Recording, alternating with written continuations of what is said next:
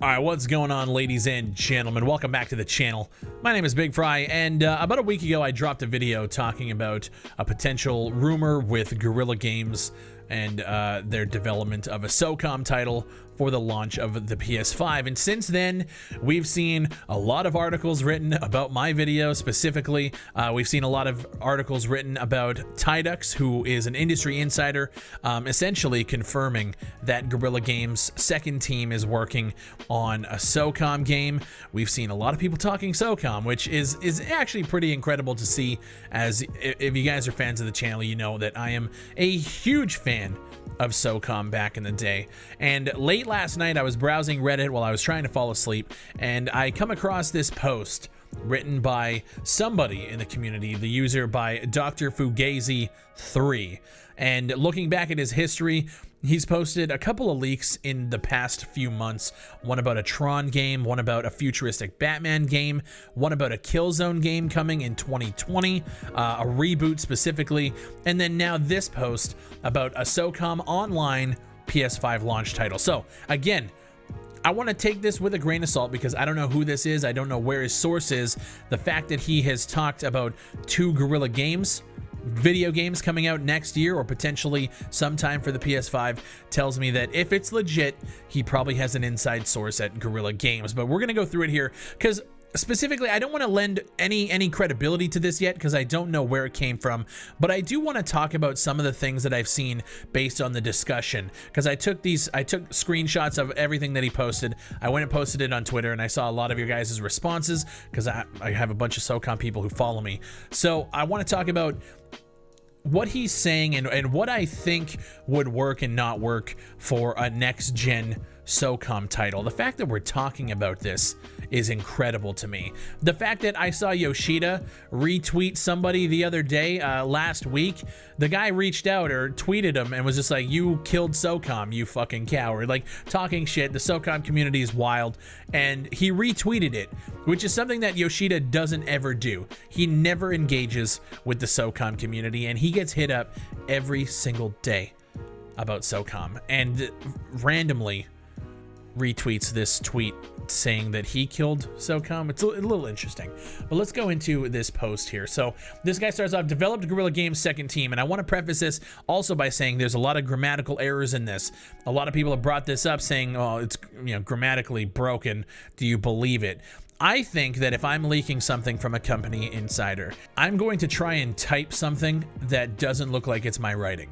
So I'm going to leave the spelling errors and stuff out, because that could be something. If he is working at Guerrilla Games, who knows, he might type a little differently to kind of throw people off if they're trying to find out who the leaker is or whatever. Again, it could just be somebody who just doesn't know how to type. I don't know, but I'm just saying there could be an explanation for it. But let's get into it here. Developed Guerrilla Games second team. It's planned to be a PS5 launch title and a big forward step into the competitive multiplayer genre for Sony.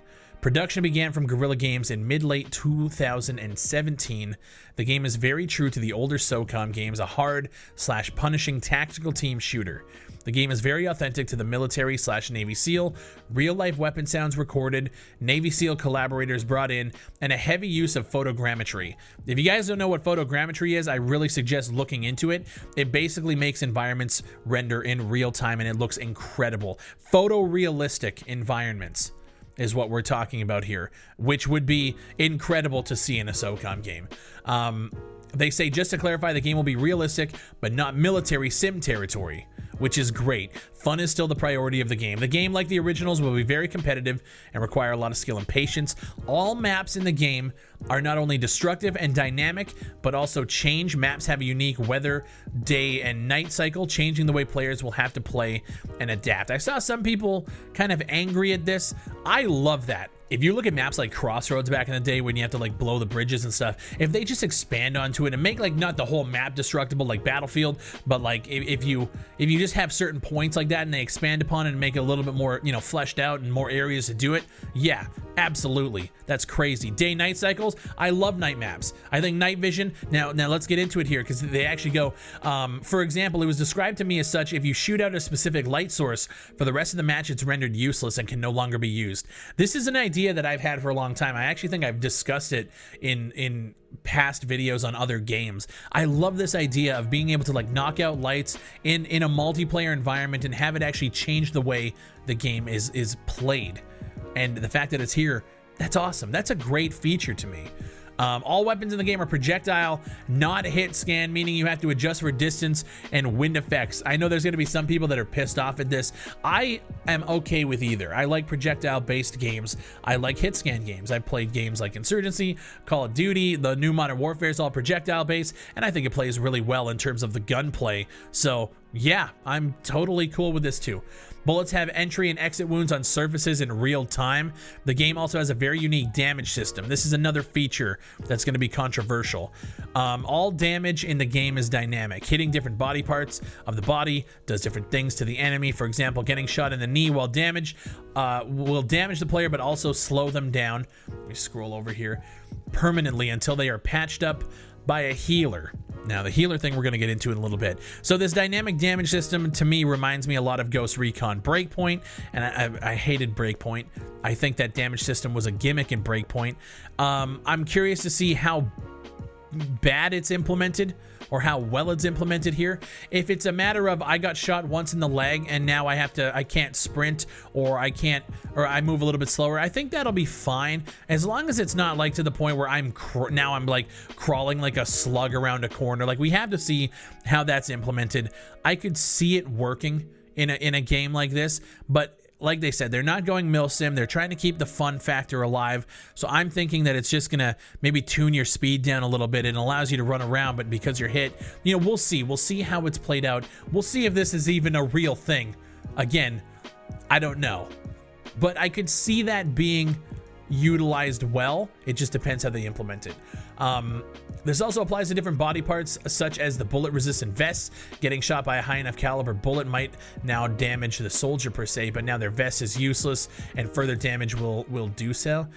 Getting shot in the head 99% of the time will kill you, but getting shot by a low caliber pistol while you have a helmet on might just damage the player instead, depending on the bullet shot distance and angle. That's interesting. So according to this, there's going to be armors and vests and stuff like that, which, you know, well, again, it's one of those things where I'm okay with it as long as it's implemented properly. I think that's cool. If there's a weight system where the more stuff you throw on, you know, now we're getting into confrontation territory. Okay, let's see how it's implemented. I don't think that that's something that's going to be like, nah, that's not like original SOCOM, I'm done with it.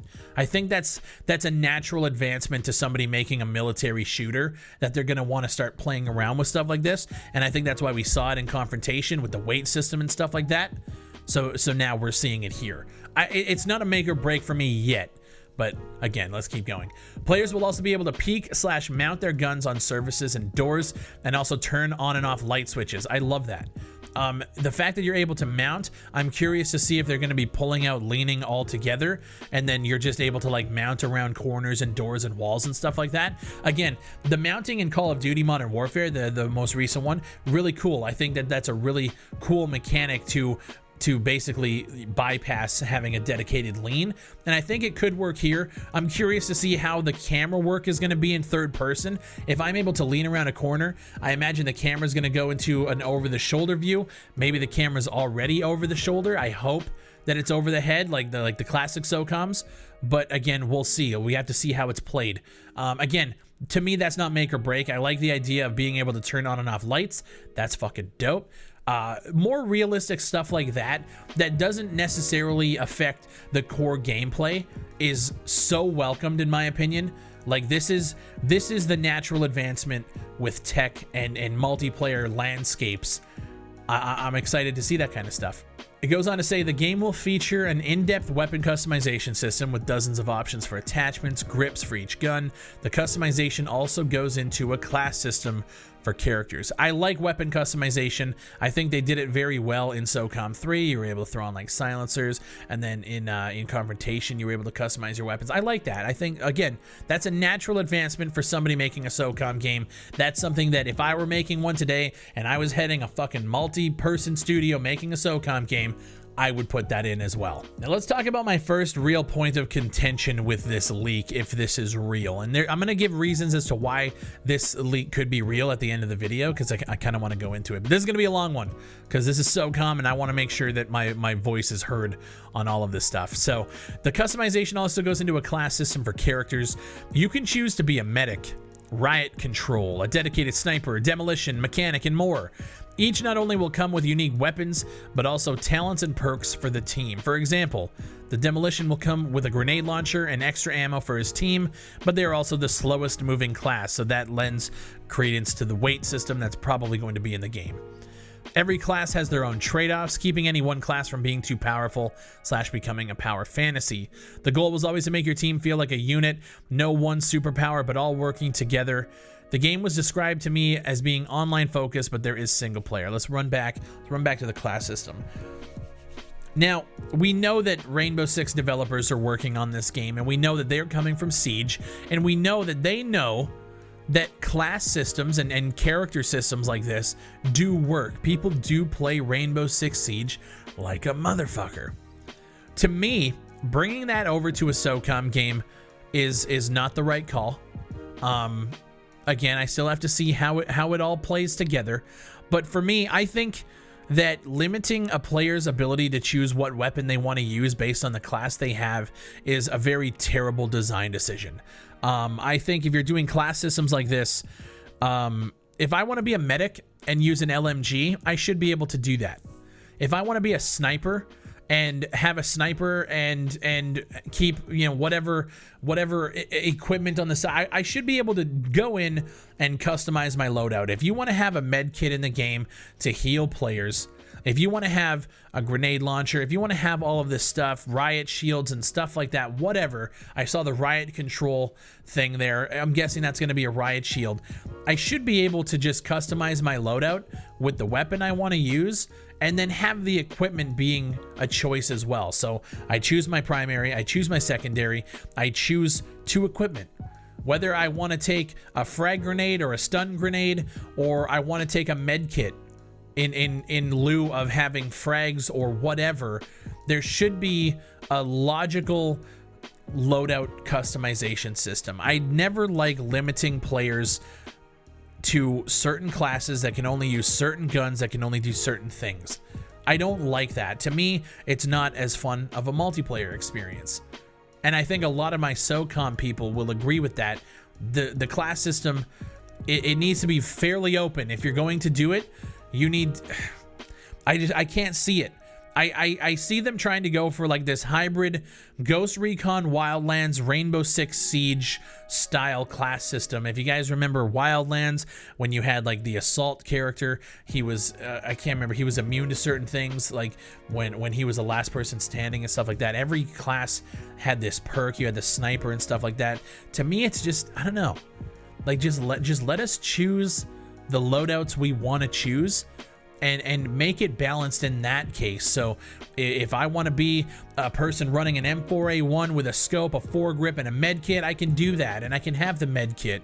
And then if we're playing a clan and it's like, okay, these guys are all running this, we need more medics. Okay, let me grab, okay, I'll put a med kit on my end, and then hopefully I'll just stay alive. And just have it be like that, instead of limiting it to, okay, I'm the only medic. I can only use the MP5 and a pistol because that's what medics always use. And it's just, to me, it's just not a good experience. So I would love to see how it's implemented. They go on to say, not a traditional story campaign, but a set of unique, challenging missions meant to test the players in different situations. There are another set of missions which are co-op, requires a lot of team coordination, very challenging and difficult, but rewarding. Also, a PvP/PvE mode was described as pitting players against other players and AI at once. So that's kind of like a Titanfall type thing. And I mean, again, it's not make or break any of that stuff. I don't even care if it's in the game at all. As long as I have demolition, extraction, suppression, elimination, whatever, I want those classic SOCOM modes. I want a neutral bomb in the middle for demolition to where each team can go grab it. I want sometimes the bomb to be placed on the seal side like Sujo, so they have to go in and plant it in a terrorist cell, whatever. I just want those modes in the goddamn game. It also says, on a side note, The game will take full advantage of the PlayStation 5's ray-traced audio, allowing for precise sound anticipation from bullet sounds and footsteps and even debris. Also, the haptic feedback. Now, this is where I need you guys to really listen, because this is how I'm going to tie this to a potential actual leak. First off, the ray-traced audio, super cool. Awesome. That's, yeah, absolutely awesome. Cool. The haptic feedback is really neat. Shooting for a long time like an LMG, the bumper will tighten more and more as the less ammo you have in your magazine / clip increases. So if you think of holding down the trigger on an LMG, your trigger is fully pressed down, and as the bullets empty, that trigger is going to rumble back and open up so that it's harder to push down till eventually, once your magazine is empty, that trigger you can't push it at all or barely, right? That's a really cool feature. That sounds awesome. When I look back, there's another post that was made on the PS5 subreddit. This was a year ago. It was downvoted to hell, and it's info on the dev kit of the PS5 from an indie developer, and nobody believed this person when he talked about the features of this dev kit. But some of these features actually turned out to be completely true in terms of the DualShock having the LED screen. As we know, on the dev kits anyway, the DualShock actually comes with a screen on the controller in lieu of the touchpad. So this was a post that was made a year ago in December of 2018. Somebody talking about leaks of the dev kit before it was even shown off to the public, and nobody believed him. In this post, he describes that the triggers have rumble-like motors in them similar to Xbox One controllers. And he discusses how the triggers are built exactly like this leak is saying.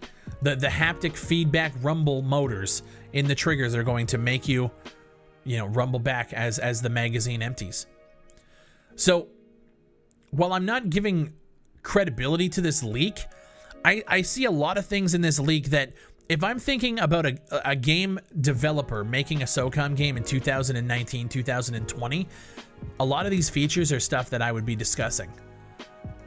If you're thinking about a reboot to the series, bringing class-based system, especially if you're bringing the Rainbow Six guys in, they know it works, right? The biggest point of contention with this post, if this is real at all, is the class-based system. I'm not a fan. I haven't been a fan of that for years, and that's just with any game.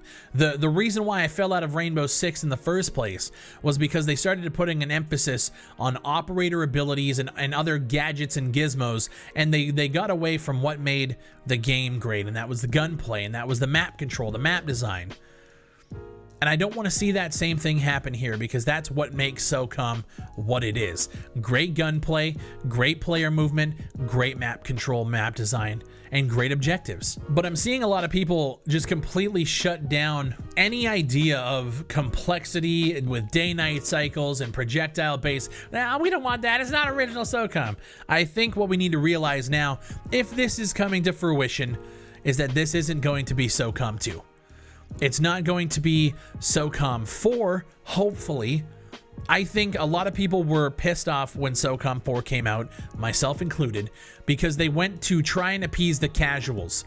They went to that casual Call of Duty market, and SOCOM wasn't ever that. SOCOM was different. I don't know what SOCOM could be compared to if you're talking about 1 and 2, but SOCOM was different. It wasn't a casual shooter. It was hard. It was punishing. I think if this leak is true, that they are now trying to appease the Rainbow Six and Ghost Recon crowds, as well as bring back people in for the SOCOM gameplay, the clans, the leaderboards that we saw leaked before and rumored. After reading this, I think that if SOCOM 4 never existed and SOCOM Confrontation flourished and they decided to make a sequel and then make a sequel and then make a sequel, I see us being at this point now anyway, because I think this game is going to be taking a lot from SOCOM Confrontation. It's going to be taking a lot from Rainbow Six and Ghost Recon as well. And to me, those 3 games in terms of tactical shooters, those are the ones you want to be looking at. Those are the players that you want to populate a multiplayer shooter like this. And I see it working, but I also see a portion of the SOCOM community already shitting on it, and that's going to happen regardless at this point. And I'm at the point where I just want to play a third-person military shooter that's like SOCOM. If they have player movement, if they have jump to climb, dive to prone, if they have weapon customization, day-night cycles, destructible environments, bullet penetrations, ray trace audio, photogrammetry, photorealistic environments, I am 100% in. 100%. And if we see this class-based operator system go that route, I have to see how it's implemented. I think that might be the one that's going to be like, everything else is not game breaking or you know, breaks the deal for me. But that one is where I'm worried. And honestly, I see it. I see all of this being a real discussion that developers had making a SOCOM reboot. Well, maybe we should do this to kind of force the longevity. These people want to bring people in for the long haul. And I know SOCOM vets are going to be like, well, we'll play this game regardless if they just made SOCOM 2. I get you. They don't want just us. They want everybody. And I think Sony looked at SOCOM 4 and realized, hey, yeah, we fucked up. We tried to reach a crowd that doesn't blend well with SOCOM and doesn't blend well with the SOCOM community. Personally, I think Rainbow Six and Ghost Recon do blend well with the SOCOM community. So this makes sense. When I see this and I see they brought on people from Rainbow Six, this makes sense to me. 100%. And I like I said, I think if SOCOM were to flourish the way that it should have, I think we would be here anyway. But anyways, let me know what you guys think down below. This was like a 20-minute video just discussing this leak. And I just want to thank you guys all for sharing the articles, sharing the video, just talking SOCOM, man. Like this is the most credible thing that we have seen in the SOCOM community in years. I'm seeing a lot of old faces come back into the fray. A lot of people who I've had, you know, beefs with online forums and stuff back in the day, coming out and just sharing articles and talking about SOCOM, even in their little circles, my little circles. Everyone is just coming together slowly but surely to discuss SOCOM, which is insane to me. The fact that I'm now at 100,000. When I started talking SOCOM, I was at like 400 subscribers, and now I'm at 100 and almost 30,000, and we have a real potential to see SOCOM return, which is mind-blowing to me. And even if these leaks don't come to fruition and we don't get a SOCOM game, which is a real possibility because we've been asking for years, at least I can see people coming together to talk about a game that they've loved for so long. It's incredible to see a franchise that has been dormant and left for dead essentially still garner this kind of response from a community. And that's why I think Sony's crazy for not jumping on this earlier. But that's just me. Let me know what you guys think down below. If you guys enjoy the videos, please subscribe to the channel. We're shooting for 200,000 subscribers. I want to get there. I want to get there before E3 2020. I want to get to 200,000. And I want to talk about tactical shooters. I want to talk about games like SOCOM, man. This is my life. This is my childhood. This is my adulthood. This is the game here. So thank you guys for watching. Appreciate you. And I'll see you on the next one.